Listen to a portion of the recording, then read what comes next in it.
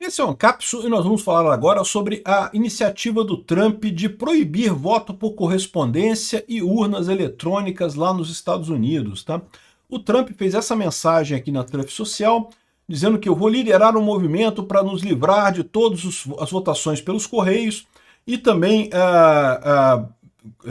máquinas de votação que são altamente inacoradas, né? São altamente imprecisas, muito caras e controversas, e que custam 10 vezes mais do que um papel com marca d'água, né? E que é mais rápido e não deixa nenhuma dúvida e não sei o que lá, e no final da noite já se sabe quem ganhou e quem perdeu a eleição, e enfim, ele está querendo fazer essa mudança, né? Agora, é importante notar que lá nos Estados Unidos ele não tem esse poder, tá? Porque lá nos Estados Unidos o sistema eleitoral é descentralizado. Cada município lá faz a eleição do jeito que achar melhor. Todo o sistema lá é feito de baixo para cima. Eu acho, aliás, isso é uma das coisas que eu critico aqui no Brasil, tá? O Brasil tem essa ideia de um TSE que organiza tudo. É praticamente um comunistão. A gente vive num comunistão e nem percebe, porque a gente não tem comparação com o resto do mundo, né?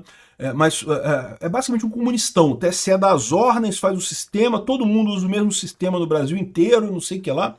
Eu não gosto muito dessa solução, não. Lá nos Estados Unidos, cada município faz de um jeito. Aí você pode ver como é que isso dá mais autenticidade à eleição, porque, por exemplo, teve fraude no município XYZ. Ok, pode ter tido fraude lá, mas será que isso mudaria o resultado final da eleição? Porque um município só, né? Os outros não usam o mesmo sistema, é diferente, né? Então, assim, esse é um ponto que eu acho que, na verdade, dá mais segurança ao sistema do que qualquer outra coisa, né? Só que o Trump agora quer proibir máquina de votação e voto pelo correio. Vamos entender essa história aqui. Essa notícia foi sugerida por Miau, Miau, Miau, Sai Gato, taxista que dormiu e pediu o golpe e várias outras pessoas. Obrigado aí ao pessoal que sugeriu notícias lá no nosso site, no visãolibertaria.com. E obrigado a você que está assistindo o nosso vídeo. Se você gosta do nosso conteúdo, por favor, deixa o seu like e se inscreva aqui no canal, né? Pois bem, olha só, o Trump quer proibir voto por correspondência e urnas eletrônicas, né? Então ele tá dizendo que está liderando um movimento, esse trecho, essa coisa que ele falou aqui, né? Todas as outras dão um jeito de gerar fraude e vamos começar esse esforço que será muito oposto pelos democratas, porque eles trapaceiam em todos os níveis e não sei o que lá. Vamos tentar fazer uma eleição em 2026, a eleição do meio do período, né? Lá nos Estados Unidos você tem a eleição do presidente e de boa parte do Congresso num ano, aí depois tem uma outra eleição 2 anos depois, que é do Congresso também, né? O Congresso lá só fica 2 anos só, cada mandato é só de 2 anos, né?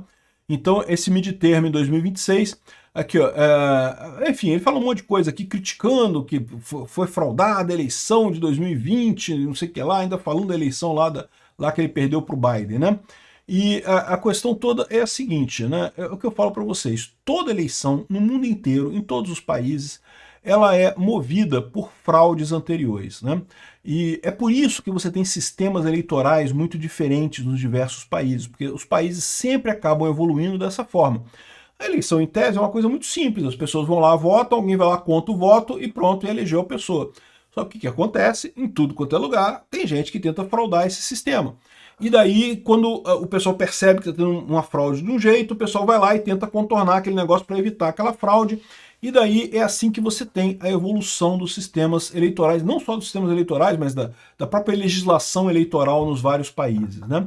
Aqui no Brasil, claramente foi assim. Se você pegar como é que foram os vários códigos eleitorais brasileiros, era sempre assim.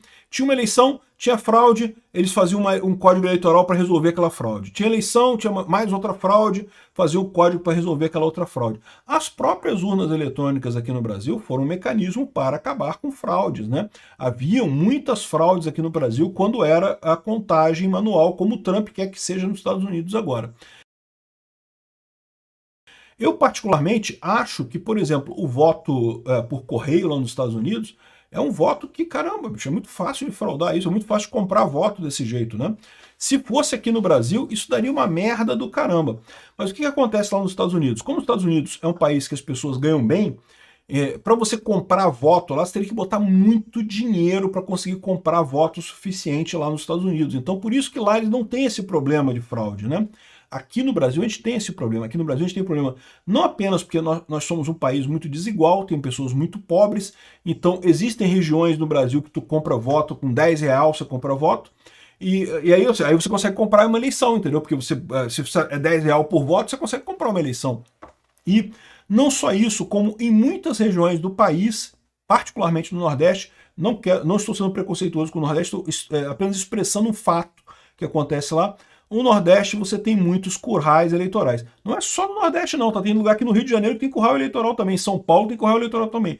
Mas em muitos lugares do Nordeste vira uma coisa quase cultural. Vai chegando na época de eleição, a pessoa já espera, vou ganhar dinheiro esse ano, que o cara vai comprar voto aqui, todo ano de eleição eu ganho dinheiro, que o cara compra voto, entendeu? Já tem a cultura, as pessoas já esperam, né, para vender o voto delas ali, né? A verdade é que eu falo para vocês, esse pessoal de repente é mais esperto que a gente fica aqui muito preocupado com política, não, quem vai ganhar, quem vai perder, não sei o que lá. O cara lá tá mais ANCAP que nós tudo aqui, né? Ah, vou vender meu voto, pô. O cara tá me pagando R$10. Porra, R$10, tomo uma pinga ali no botequim ali, pô, já fiquei no lucro, pô, foda-se política, tudo uma merda mesmo. De repente o cara tá mais certo que a gente aqui, né? É que eu acho que não é bem assim, porque tem políticos muito piores no futuro, no longo prazo, né? O político não ajuda em nada, mas consegue atrapalhar pra caralho. Então, assim, você botar o político errado tem este problema. Não é que vai ajudar, político nenhum vai ajudar ninguém, mas pode ser que atrapalhe, né? Enfim, voltando ao caso dos Estados Unidos. Nos Estados Unidos eles não têm esse problema de compra de votos. Aqui no Brasil isso é histórico, gente. Isso é coisa que vem desde a época do Pedro II. Sim, na época da monarquia no Brasil, do Império Brasileiro, já tinha eleição no Brasil. Não tinha eleição para presidente, evidentemente, mas tinha eleição para prefeito, para um monte de coisa, né? E já tinha esses currais eleitorais que o pessoal fazia lá no Nordeste e em outros lugares também, né, que é justamente aquela região que o cara conhece todo mundo, já tem ali os puxadores de voto, ali, os cabos eleitorais ali, que vão fazer a distribuição do dinheiro e vão, né? Cabo eleitoral é uma atividade que é lícita se você convencer as pessoas a irem votar. Isso é lícito, convencer. Não, vamos lá votar em fulano, fulano é bonito, tem um cabelo bacana, fala grosso, olha que bacana, vamos votar em fulano, né? Esse tipicamente é o argumento que o pessoal usa, não é, o cara é de direita ou de esquerda, né? Tá mudando um pouco agora, tá um pouco mais assim, um pouco mais ideológico, mas enfim. Agora, muitas vezes a verdade é que o cabo eleitoral ele cruza essa divisa, né, e fala assim, ó, vintão aqui para tu votar em fulano, né? Tem lugares que o voto é R$100, tem lugares que o voto é R$50, tem lugares que o voto é R$10. Aí depende, né? Vai depender justamente como é que é a cultura da região, como é que é a cultura do pessoal que vota ali, né? Então, assim, nos Estados Unidos só existe voto pelos Correios porque eles nunca tiveram muitas fraudes com isso.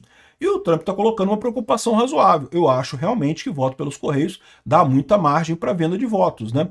O que, segundo algumas pessoas dizem que aconteceu em 2020, foi que o pessoal ia em casas de repouso e pedia para o pessoal votar, assinar o voto, né? Por casa de repouso, você sabe, são aquelas pessoas que já estão muito idosas, que nem estão ligadas em política, nem nada, não sabem de nada do que está acontecendo, e não precisa votar também, né? E lá nos Estados Unidos, na verdade, ninguém precisa votar, porque o voto é facultativo, e aí pegava esses envelopes assinados dessas pessoas e fazia o voto pelos Correios, né? Então, assim, voto pelo correio é muito fácil de fraudar, tanto que pouquíssimos países no mundo têm isso. Os Estados Unidos é uma exceção.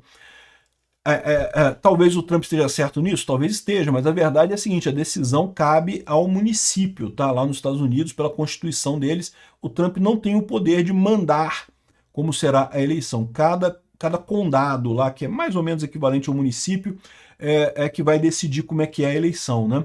E ele também não quer as máquinas de votação. E aí, de novo, eu acho que tem um preconceito dele aí. Eu entendo que o Trump está super chateado porque perdeu a eleição de 2020, ficou chateadíssimo com isso. Eu acho que teve sim algum esquema de voto pelos Correios ali que eles fizeram para conseguir ganhar aquela eleição. Eu acho que teve. Agora, máquina de votação, o pessoal tem um preconceito muito grande com isso. Urna eletrônica, esse tipo de coisa. Eu acho um preconceito injustificado. Você consegue ter uma segurança muito maior na urna eletrônica do que você consegue com voto em papel. Papel é muito mais fácil de fraudar do que o voto eletrônico, né? E é por isso que eu digo para vocês que a ideia que o pessoal tem aqui no Brasil da urna, que imprime o voto e joga o voto na bolsinha ali para você votar. Não, porque aí a gente vai ter certeza que a coisa está certa, está contando certo, não sei o que lá. Isso é uma ilusão, tá? Do ponto de vista de segurança da informação, você está diminuindo a segurança da urna, não está aumentando a segurança da urna. Eu concordo que do ponto de vista político, né, de você entender, né, foi o que entendeu a Suprema Corte da Alemanha, por exemplo, que o sistema de votação precisa ser compreendido pela pessoa que não é técnica. E eu concordo que a maior parte das pessoas acha que o voto impresso acaba sendo mais confiável, e não sei o que lá. Então, beleza, eu concordo com o voto da Suprema Corte. Talvez a gente devesse fazer aqui no Brasil mesmo a impressão de voto e coisa e tal. Mas, do ponto de vista estrito de segurança da informação, você piora a segurança da informação, você não melhora a segurança da informação. É mais fácil você fraudar essa urna com um voto sendo impresso do que a urna que existe hoje, que tem só o voto eletrônico. Ah, Peter, mas como? Pô, muito fácil, pô. Como é que você vai fazer se der diferente a contagem? Se a contagem dos votos impressos der diferente da contagem dos votos digitais. O que vai valer? Vai valer o voto digital? Vai ficar igual hoje. Meio que não valeu, não fez diferença nenhuma. Vai valer o voto impresso? Então, beleza. Como eu falei para vocês, é mais fácil fraudar o papel do que fraudar o eletrônico. O pessoal vai fraudar o papel para fazer esse tipo de coisa. Ah, não, mas a urna é fechada, ela é lacrada. Meu amigo, tem fraude para tudo, meu amigo. Desde quando fraude só tem em sistema eletrônico? Fraude tem tudo, tem fraude em lacre, tem fraude em saco, tem fraude em papel, tem fraude em caneta, tem fraude em tudo, pô. Tudo dá para ser fraudado.